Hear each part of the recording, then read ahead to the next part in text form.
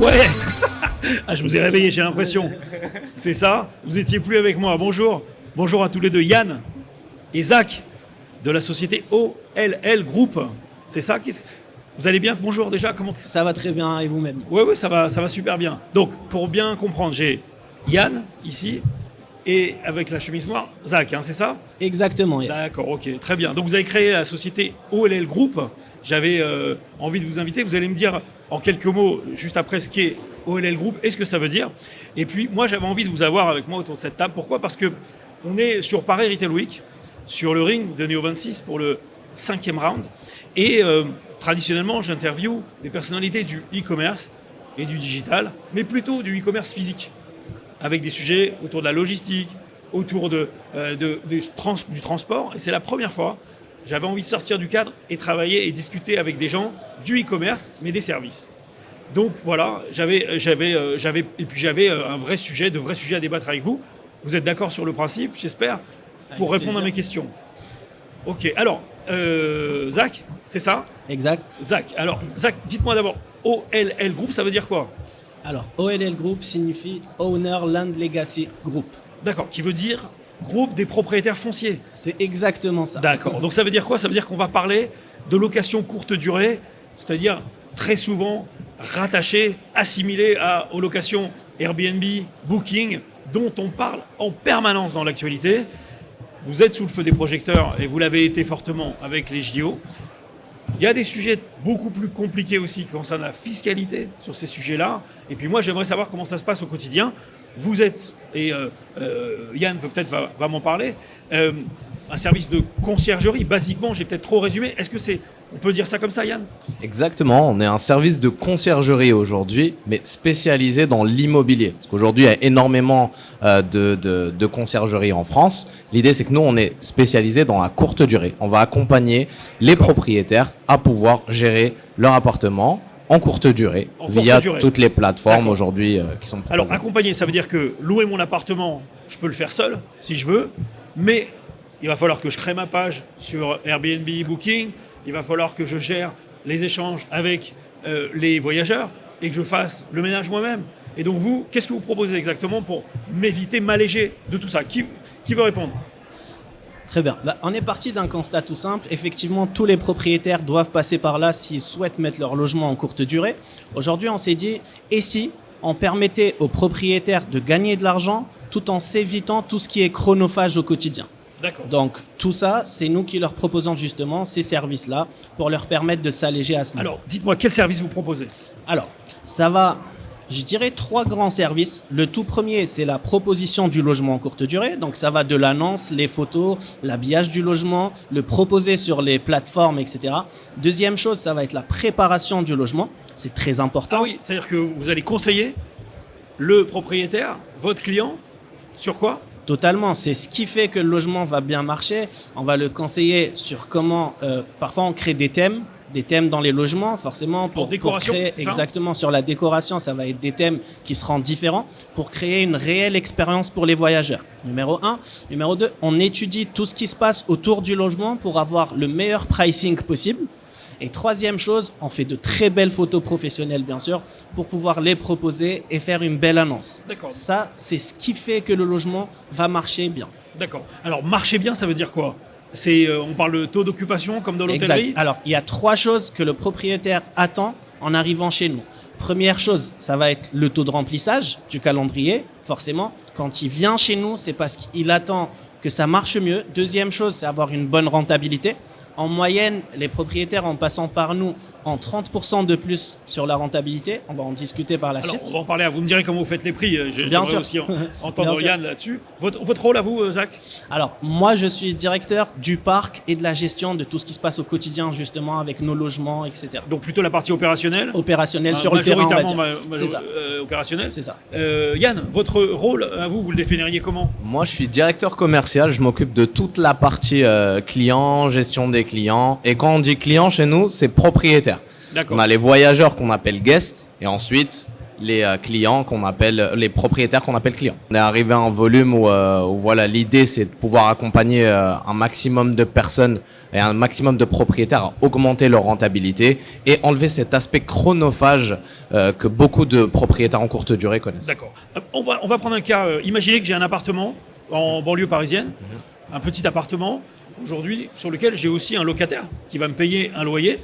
D'accord. Est-ce que, en vous le confiant, je vais gagner plus ou pas? Qui veut répondre à cette question? Bien sûr. Alors, l'idée est toute simple. En passant par nous, on gagne plus parce que l'idée, c'est de pouvoir le proposer en location courte durée sur les plateformes. Donc, si on reprend par exemple le locataire qui va peut-être payer 700... Alors, imaginez, j'ai un appartement, je loue 1 000 € par mois. 1 000 € par mois. Ouais, 40 mètres carrés, Boulogne, 1 200, allez. Ouais. Super. À Boulogne 1 300. Ok, 1 300. C'est un peu plus proche de la réalité, on va dire. Hors charge. Ouais. Alors, si je vous le confie, est-ce que je vais gagner plus d'argent et combien? Bien sûr, nous, on va aller à l'idée, c'est ça. l'essentiel. On va aller à l'essentiel, bien sûr. L'idée, c'est ça. De un, on va croiser tout ce qui se passe autour, tout ce qu'il y a comme pricing. Et à la nuitée, on va le proposer bien plus que ce que vous faites vous aujourd'hui avec un locataire longue durée. Oui. Donc, automatiquement, à la fin du mois, vous vous retrouvez bien avec un prix bien plus intéressant. De combien? 25, 40%, c'est quoi le delta? C'est entre 25 et 30%. Ah, d'accord, j'avais vu juste. C'est ça. Entre 25 et 30%. Entre 25 et 30%. Et là, j'imagine que votre service, vous ne l'offrez pas. Combien ça me coûte, du coup?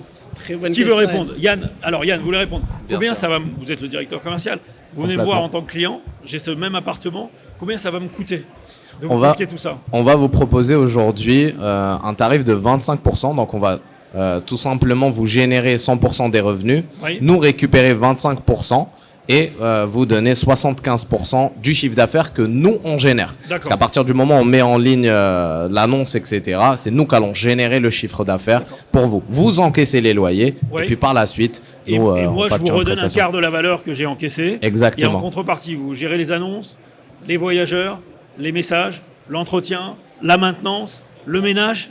Exactement. Et pour un particulier aujourd'hui... Ouais. C'est clair que 25%, c'est très faible par rapport à... non, je trouve que c'est beaucoup, moi, justement. Je ne sais pas, ça dépend, en fait. On va en parler. On va en parler, on n'est pas en égo, mais quels sont les aléas qu'on peut retrouver dans le cadre d'une location Airbnb? Parce que beaucoup de gens... il faudrait rassurer les gens, en fait, ou me dire exactement ce qui se passe, sont un peu effrayés par la location Airbnb. Ils ont peur qu'on leur vole un bibelot, qu'on leur casse une lampe, que la télé disparaisse. C'est quoi les aléas? Allez, dites-moi tout. Bien sûr, il y a des aléas. Oui. C'est très important de le dire. À chaque fois qu'aujourd'hui, nous, on rencontre un client, on va lui dire, voilà, à partir du moment où on prend votre bien, bien sûr, c'est de la courte durée. Il y a énormément de passages. Alors, c'est quoi les aléas? Par exemple, il peut y avoir un objet qui se casse. Il peut y avoir un vol, il peut y avoir ce genre de choses. Alors, heureusement, on a une assurance. On me vole un aspirateur. Par exemple. Comment ça se passe? Est-ce que moi, qui s'en aperçoit d'abord? Et ensuite, qu'est-ce qu'on fait? L'agent d'entretien va s'apercevoir par exemple du vol ou de la casse. Voilà, exactement, du sinistre. Donc, l'agent d'entretien fait un inventaire. Exactement. Comment l'inventaire? Il checklist, il y a une vidéo, il y a quoi? À chaque check-out, donc à chaque fois qu'un voyageur sort du logement, l'agent ménage passe, il fait une première checklist et ensuite il fait son ménage. D'accord. Il va checker du coup tout ce qui est point d'eau, point d'électricité, etc. Alors, ça va nous permettre nous de pouvoir avancer sur ça. Et ensuite, qu'est-ce qui se passe? On s'aperçoit qu'il manque. C'est très simple. L'agent va prendre des photos et à partir de là, il va nous renvoyer les photos. On va ouvrir un cas avec Airbnb ou la plateforme aujourd'hui de location courte durée avec qui on va travailler. Et par la suite, on va pouvoir récupérer du coup le prix du sinistre. D'accord, parce qu'il y a une assurance automatique évidemment dans ce complètement prix, et vous remboursez votre client. Exactement. Des dégâts du guest. Exactement. Si j'ai bien compris. Wow, c'est ça, c'est le terme. Exactement. Hein, d'accord, ok. Alors, vous avez certainement eu écho de la complexité actuelle. Évidemment qu'en France, c'est toujours la même chose. Dès qu'il y a un truc qui marche, on rajoute une contrainte fiscale et on bloque le truc. Alors, et puis on a beaucoup entendu de choses qui se passent sur les villes, notamment Paris, qui a peur que Paris soit un désert, qui perd tous ses habitants. Alors, réalité, mytho, c'est quoi info intox?